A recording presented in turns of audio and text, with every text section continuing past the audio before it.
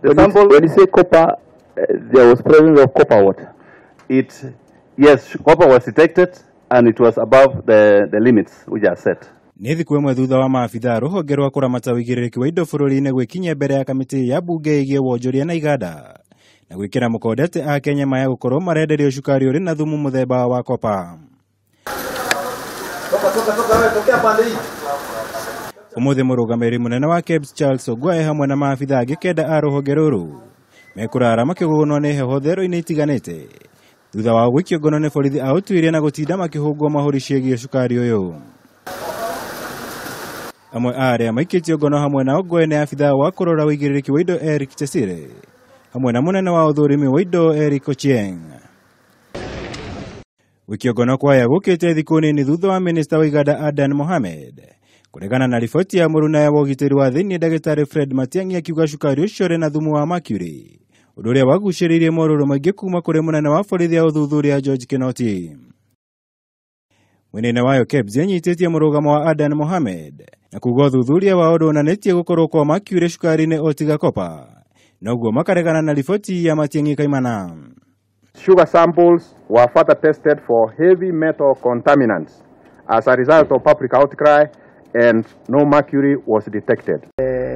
Maya magithiaga na mbere kamiti cia bunge ciigie wonjoria na urimi ni itabanirie gikaro kia hamwe niguo kwihariria gutabania uthuthuria wao wigie cukari na gutamania riboti yao bunge-ini. What people want to know now in this country is the sugar safe for human consumption? The main institution that are supposed to answer to those questions is industrialization, and therefore we need information from Matiang'i first, where he got the information and which evidence does he have, so that we can put KEBS to task. Kamiti ici gikinyaniirie gwatha ministers Mwangi Kiunjuri wa urimi, Adan Mohammed wa iganda, Henry Rotichu akigena na Fred Matiang'i wa ugitiri gwekinye mbere yao kiumia giukite. The joint committee therefore invites the cabinet secretary to brief them on the following: 1, the circumstances leading to the gazettement of the duty-free importation window and the quantities of sugars imported. Report, if any, on the quality of the alleged imported contraband sugar. Na kumwena wa gicoi-ini mubunge wa Kibibiri Amos Kimunyani okireire minister Matiang'i akiuga miario yake igie cukari uyu ya gutharario gendi guku bururi-ini. And we keep blaming the Americans and they are giving travel advisories, and it's because of our inexperience and activism, even in government, that we are now trying to kill the same economy we are hoping to build.